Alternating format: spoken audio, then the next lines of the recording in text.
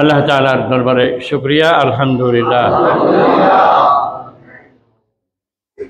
আল্লাহর আখিরি পয়গম্বর, আখিরি রাসূল জনাবে মুহাম্মদুর রাসূলুল্লাহ সাল্লাল্লাহু আলাইহি ওয়াসাল্লামের শানে অতি সংক্ষিপ্ত দরুদ এবং সালাম শেষে সারা দুনিয়ার সমস্ত ঈমানদারদের জন্য আল্লাহ তাআলার কাছে মাগফিরাতের দোয়া করি, আল্লাহুম্মা আমিন। আল্লাহ তাআলার ইরশাদ, রব্বানা, হে আমার পরওয়ারদিগার, হে আমাদের মালিক, ইগফির লানা, আমাদেরকে মাফ করে দাও। দোয়া যার কাছে করা হবে তিনি শিখাই দিতেছেন যে আমার কাছে দোয়া করো, যেটা বাংলাদেশের প্রায় মসজিদে ফরজ নামাজের শেষে আমরা বলে থাকি। মক্কা মদিনার যে কোনো জায়গায় অগণিত অসংখ্য দোয়ার সাথে এই দোয়াটা সবসময় ছিল, আছে, থাকবে। রব্বানা আতিনা ফিদ দুনিয়া হাসানা ওয়া ফিল আখিরাতি হাসানা ওয়া কিনা আযাবান নার। এটা জামে এবং মানে অল্প কথার ভিতরে সব চাওয়া হয়ে গেছে। দুনিয়ার কল্যাণও চাই, আখিরাতের কল্যাণও চাই। আরেকটা চরম এবং পরম পাওয়া, যেটা না হইলেই নয়,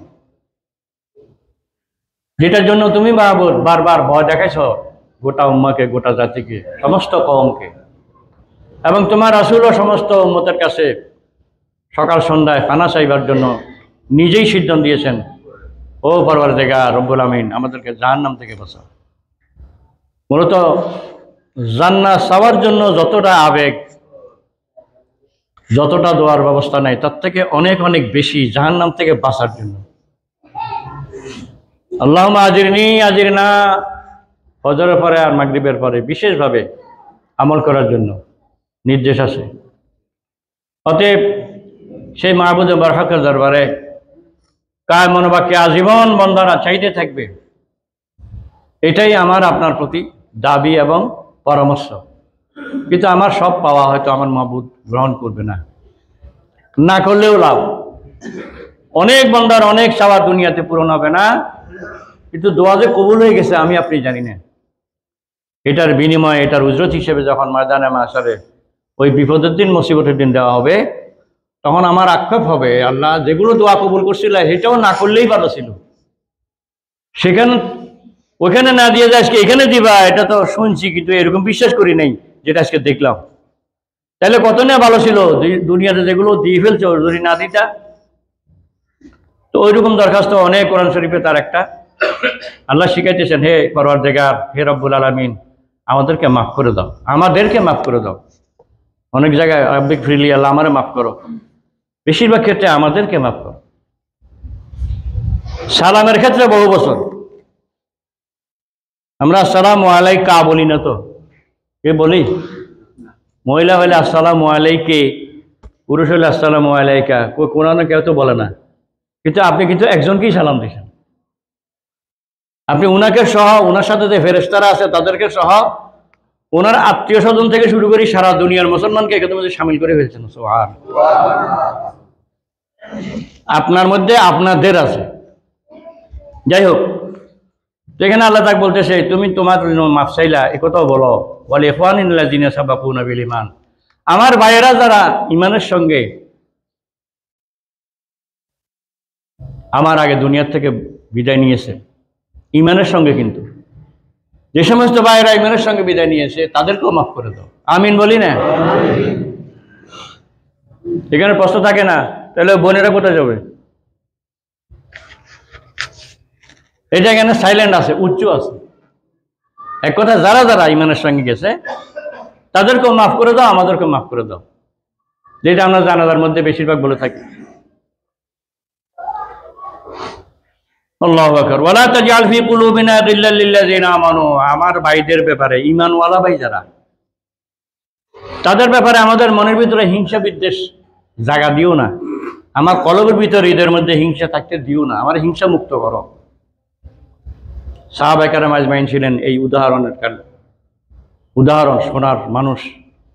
তাদের হৃদয়ে কারোর জন্য কারো দরদ ছাড়া ব্যতিক্রম ছিল না, শুধু মায়ার দরদ ছিল।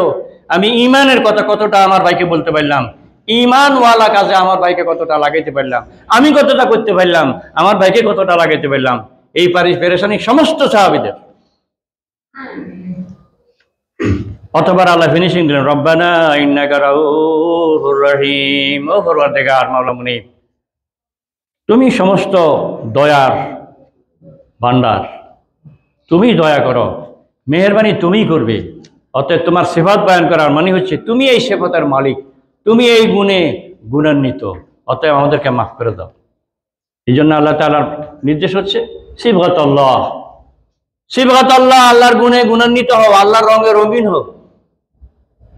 ওমান আহসানু মিনাল্লাহি সিবগা, আল্লাহর রঙের থেকে সুন্দর আবার কোন রঙ হইতে পারে?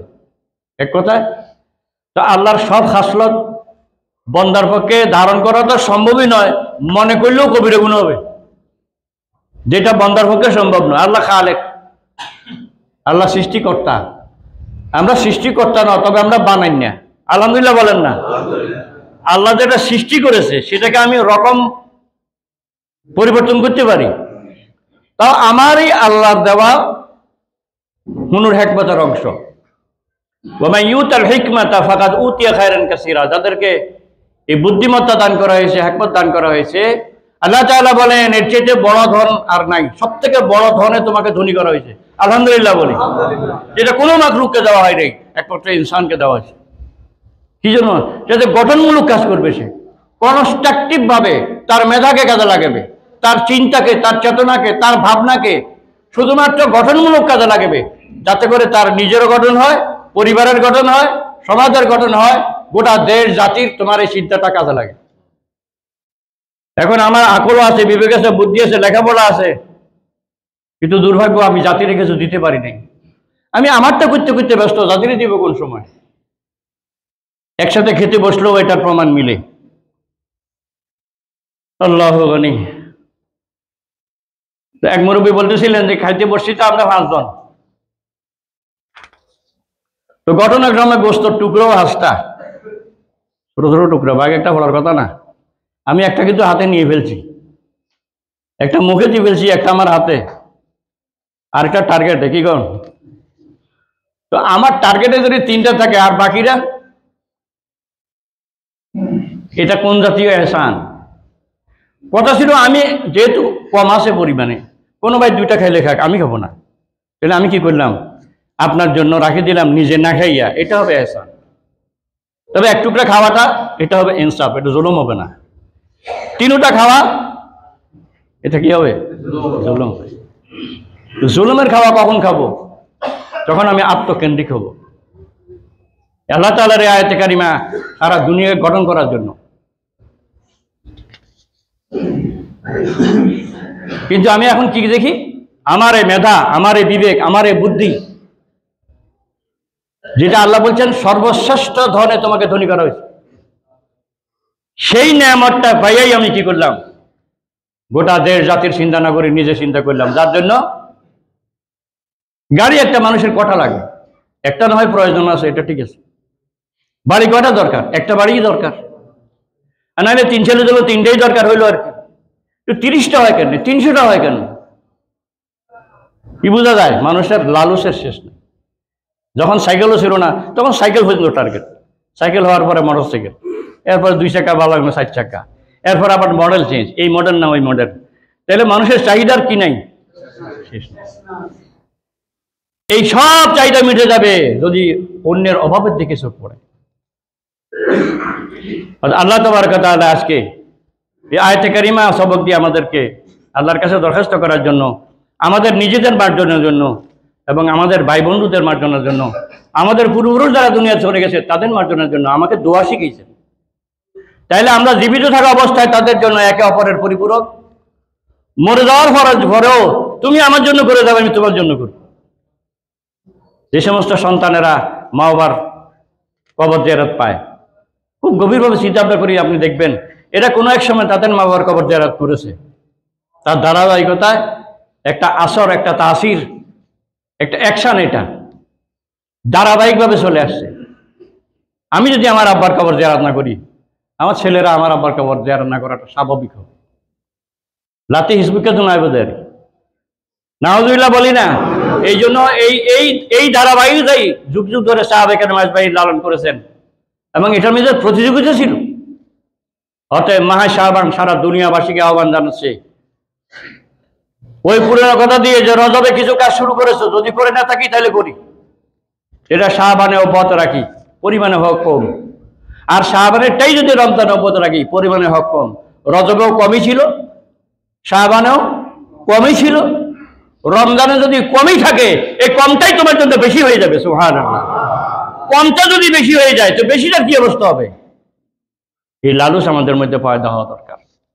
অতএব আজকের সংক্ষিপ্ত খুতবার 3টি হাদিস আমরা যদি শুনি, কোনো ব্যাখ্যার প্রয়োজন হবে না, সাদা মাথা ভাবে আল্লাহর পয়গম্বর আমাদের জন্য নসিহা পেশ করেছেন। নাকু হযরতে আবু হুরায়রা রাদিয়াল্লাহু আনহু হাদিসটা বর্ণিত, তিনি বলেন, আমি আল্লাহ রাসূলকে বলতে শুনেছি, নাকু আবদানাকুম বিসাওমে শাবান লিসিয়ামে রমাদান।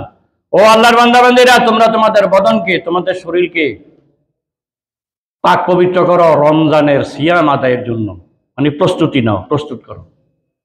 ফামামিন আবদিন ইয়াউমিন ইয়াসুম মিনহু সালাসাতা ইয়ামিন, আল্লাহর কোন বান্দাবান্দি যদি এই মাসে 3টা রোজা রাখে, ইল্লা গফারাত লাহু যুনুবুহু, আল্লাহ তাআলা তার গুনাহগুলো মাফ করে দিবেন। আল্লাহ আমাদেরকে তৌফিক দান করো। অফি রাওয়ায়াতে, অন্য রাওয়ায়াতে, ইউসাল্লি আলান নবী সালাসা মাররাতিন, আল্লাহর পয়গম্বর প্রতি যদি 3 বার দরুদ শরীফ পড়ে, ইনদার ইফতারি, ওই যে নফল রোজা রাখলো, নফল রোজার এই ইফতার, ফরজ রোজার সময়ও, নফল রোজার সময়, ইফতারির সময় দোয়া কবুলের একটা সময় সুযোগ। তো বলা হচ্ছে যে 3 বার রসুলের প্রতি সালাম পেশ করলো, দরুদ পেশ করলো, ইল্লা গাফারাল্লাহু লাহু মা তাকাদ্দাম মিন যামবি, আল্লাহ তাআলা খুশি হয়ে তার সমস্ত গুনাহগুলো মাফ করে দিবেন। আল্লাহ আমাদের তৌফিক দান করো। ওয়া বারাকা লাহু ফি রিজকিহি, তার রিজিককে প্রসাদা করে দিবেন, প্রশস্ত করে দিবেন। 2 ওয়ান উসামা বিন যায়েদ রাদিয়াল্লাহু আনহুমা, 2জন সাহাবী থেকে বর্ণিত হাদিস, কুলতু, তারা বলেন, ইয়া রাসূলুল্লাহ লাম আরাকা ইয়াতাসু মিন শাহরি আকসারা মা তাসু মিন শাবান, আপনাকে এই মাসে এত বেশি রোজা রাখতে দেখি, অন্য মাসে এত রোজা রাখতে দেখি না। ক্বালা হুয়া শাহরুন মুবারাকুন, আল্লাহ রাসূল বলেন, আল্লাহর পয়গম্বর বলেন, এই মাসটা হচ্ছে মুবারক মাস, বরকতপূর্ণ মাস। তুরফাউ ফিহিল আমাল ইলা রাব্বিল আলামিন, এই মাসে আমাদের আমলকে আল্লাহ তাআলা বিশেষ পদ্ধতিতে আল্লাহর কাছে পৌঁছানোর ব্যবস্থা করেন।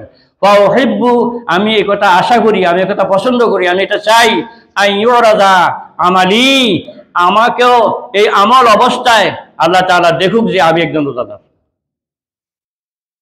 এটা শুধু রসুলের জন্য না, আমাদের সবার জন্য।